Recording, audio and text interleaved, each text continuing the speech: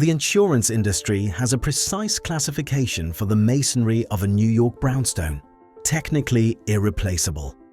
This is not an aesthetic judgment, it's a cold economic fact.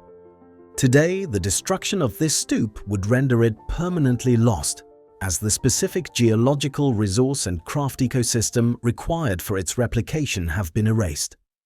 The value is not in the land or the square footage, but in the fabric of the building itself, a standard of construction that has been erased.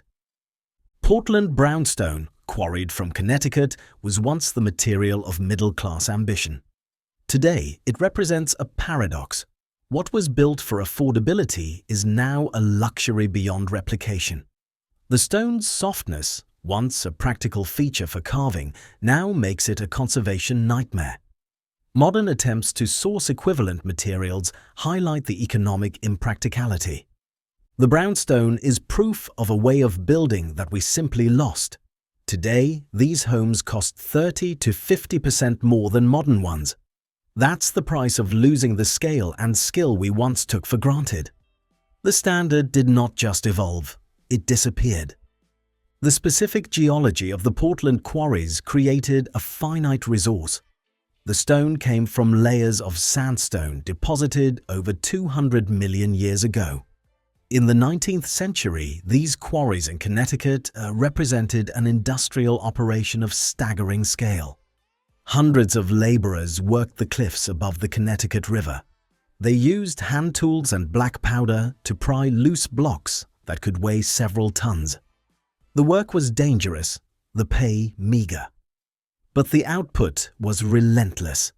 Ships carried these massive stones down the river, then across the Long Island Sound to the docks of New York.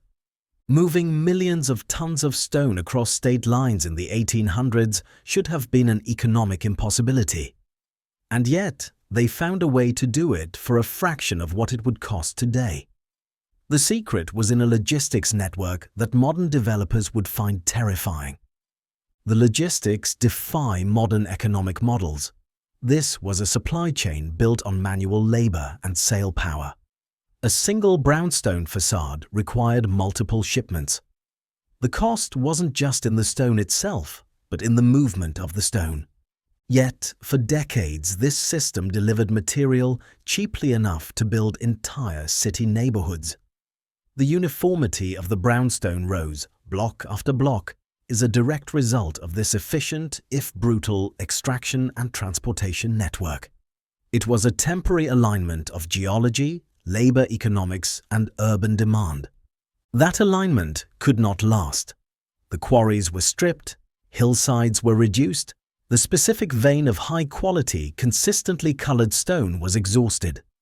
By the early 20th century, the primary source was gone. Modern attempts to source equivalent materials highlight the economic impracticality. Quarrying stone of that size and quality today is a specialty operation. The cost per cubic foot is prohibitive for residential construction. We transitioned from mass stone construction to facade-based methods, brick, concrete, synthetic materials, because the equation changed. The resource base that made brownstone a standard building material for the middle class disappeared. The industrial scale was lost, but the stone was only half of the equation. The raw material required a specific labor market to transform it from a block into a status symbol. The hand-carved details are what define a brownstone's value today.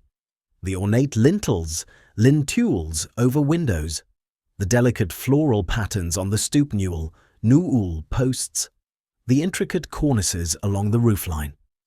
This work was executed by artisans operating within a specific economic framework.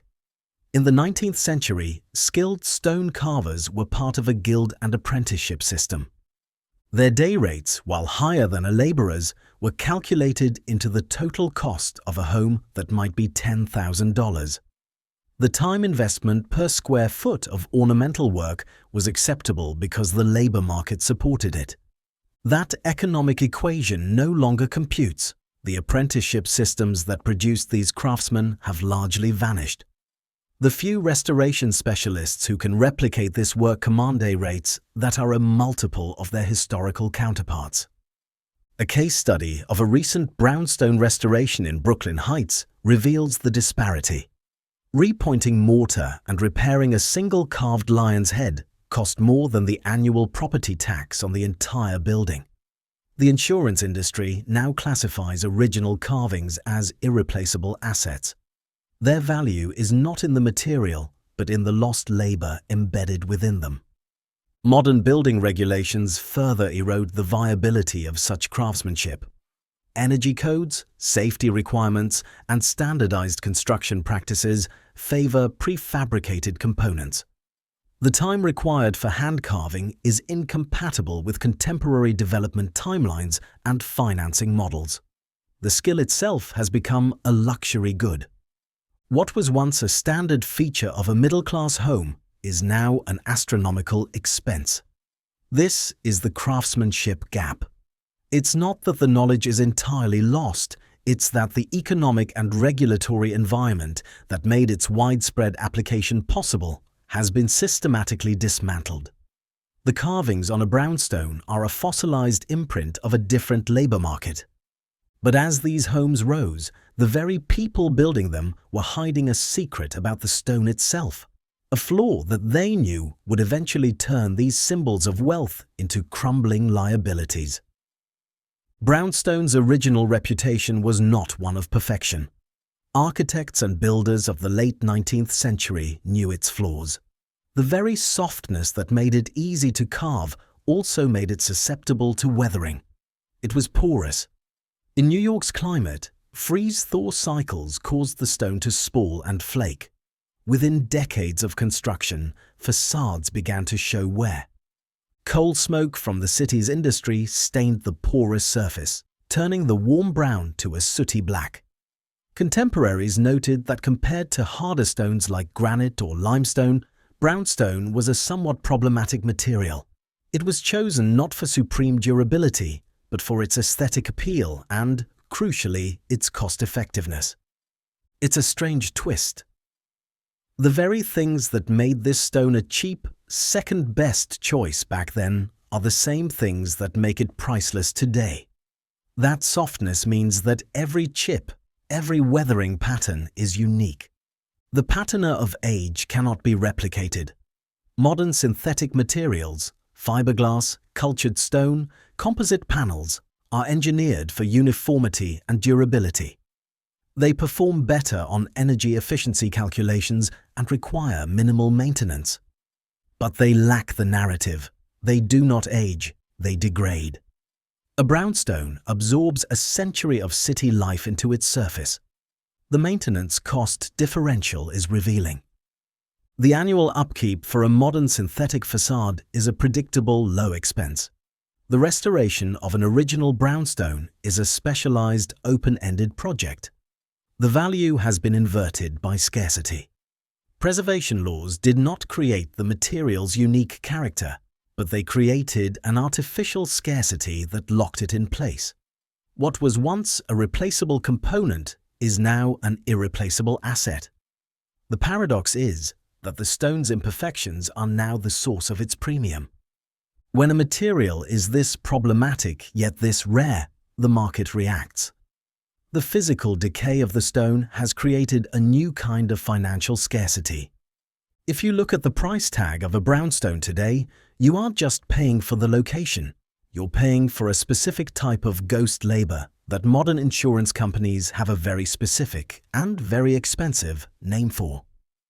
This inversion of value is quantified in the real estate market. Current sales data shows premiums of 30 to 50% for intact, original condition brownstones over similarly sized modern constructions in equivalent locations.